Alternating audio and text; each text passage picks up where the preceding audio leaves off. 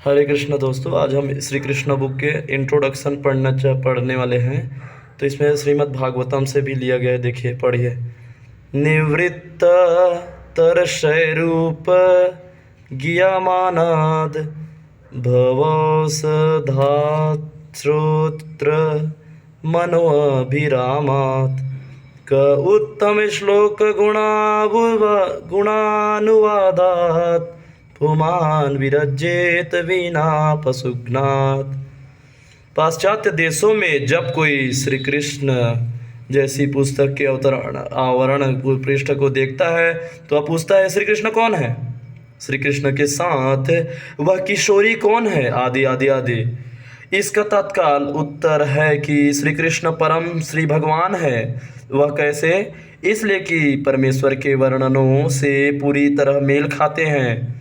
दूसरे शब्दों में, श्री कृष्ण भगवान है क्योंकि वे सर्वाकर्षक है। पूर्ण आकर्षक सिद्धांत के अतिरिक्त श्री भगवान शब्द कोई अर्थ नहीं रखता।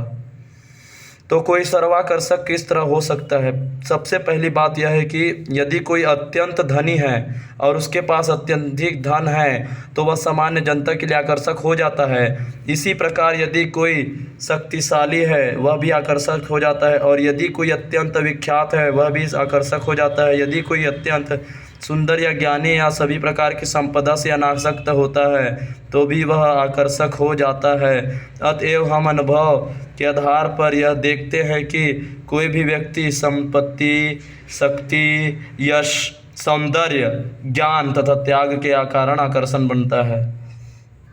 जिसके पास ये छह ऐश्वर्य एक साथ हो और असीम मात्रा में हो, थोड़ा नहीं, तो यह समझना चाहिए कि वह परम श्री भगवान है। श्री भगवान के ये ऐश्वर्य परम वेदाचार्य पराशर मुनि द्वारा वर्णित किए गए हैं।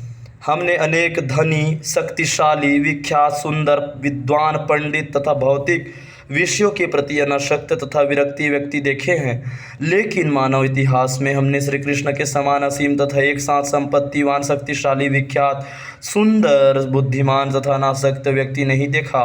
पूर्ण पुरुषोत्तम भगवान श्री कृष्ण एक ऐतिहासिक पुरुष है जो 5000 वर्ष पूर्व इस धरा पर प्रकट हुए थे।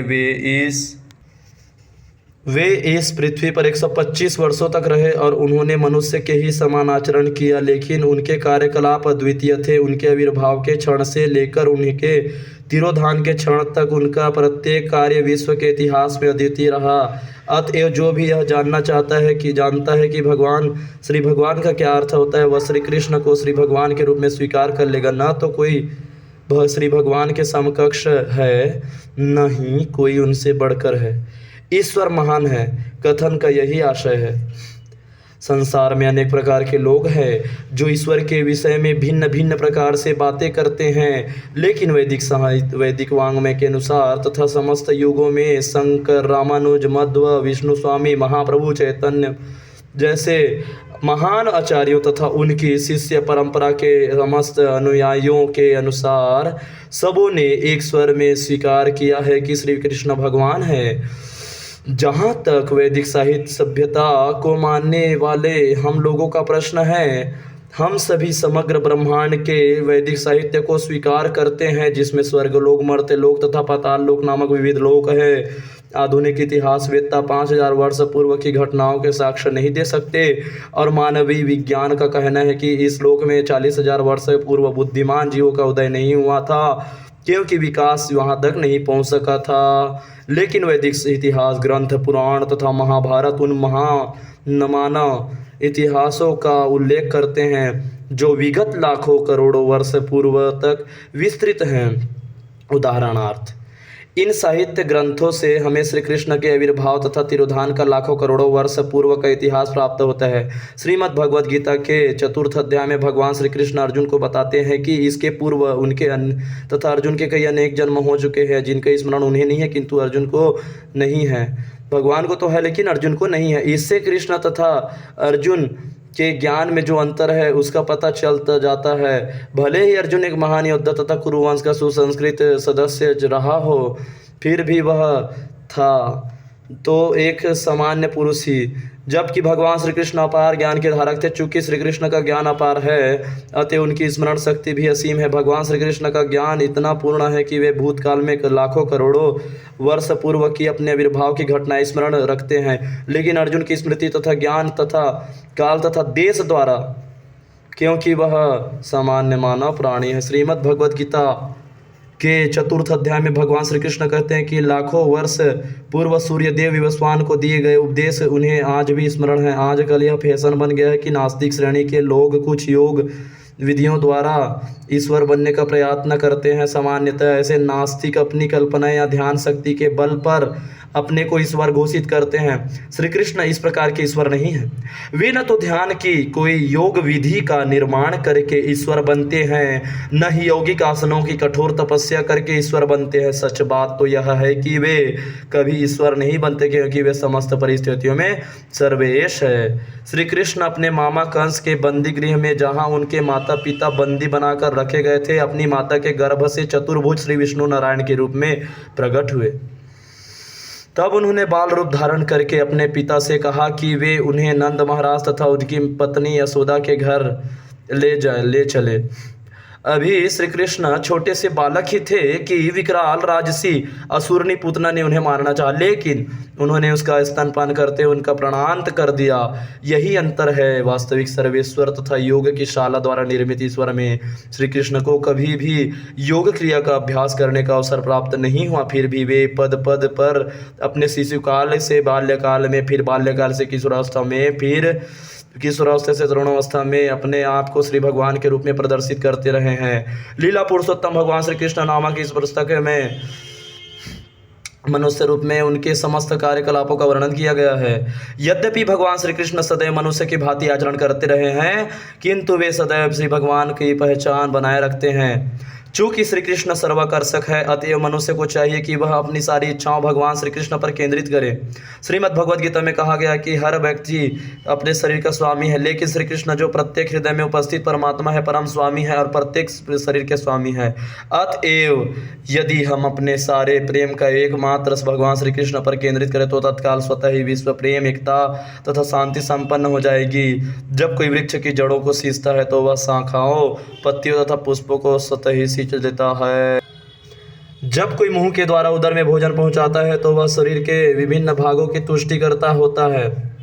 परमेश्वर में ध्यान केंद्रित करने और उन्हें ही अपना प्रेम प्रदान करने की कला कृष्ण भावनामृत कहलाती है। हमने कृष्ण भावनामृत आंदोलन का सूत्रपात इसलिए किया है कि प्रत्येक व्यक्ति भगवान श्री कृष्ण के प्रति अपने प्रेम को अर्पित करके अन्यों से प्रेम करने की अपनी इच्छा की पूर्ति कर सके।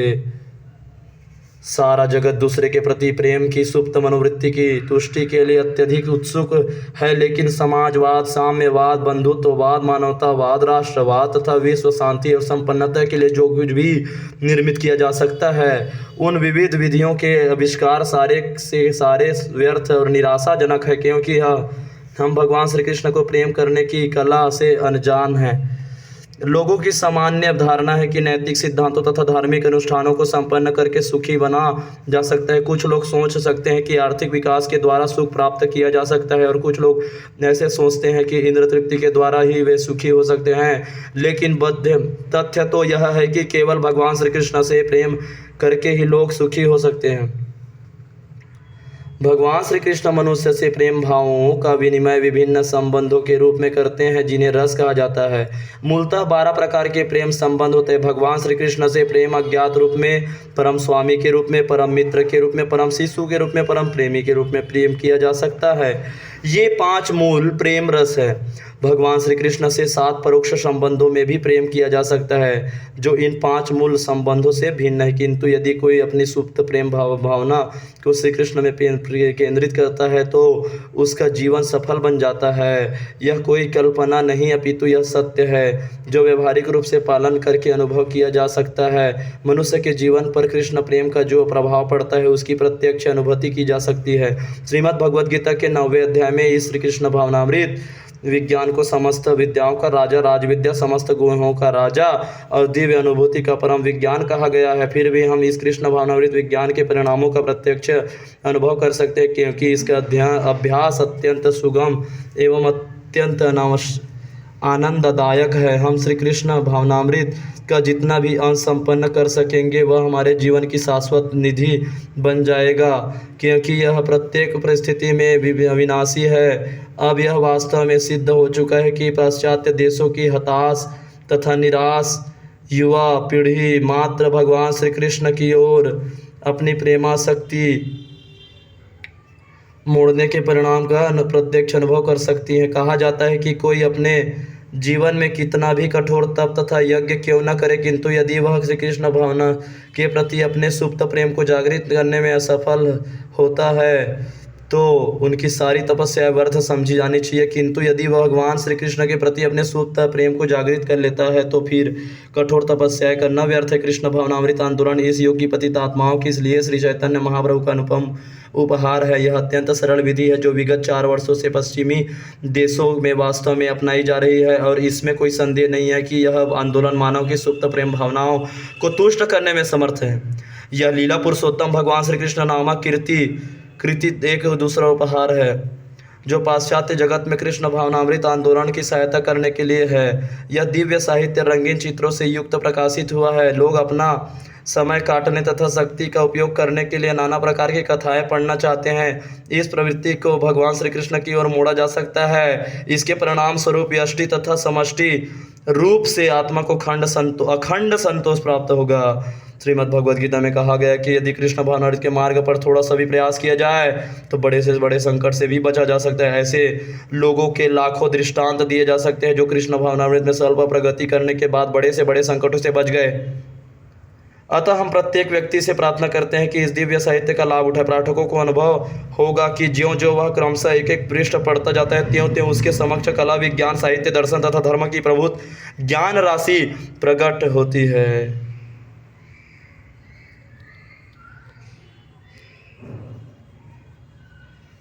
अंततः एकमात्र इसी पुस्तक को पढ़ने से भगवत प्रेम फलित होगा।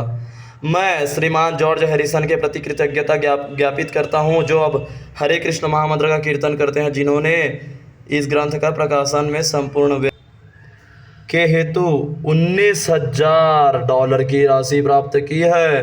भगवान श्री कृष्ण इस सद्बालक को कृष्ण भावनामृत में और अधिक अग्रसर करे।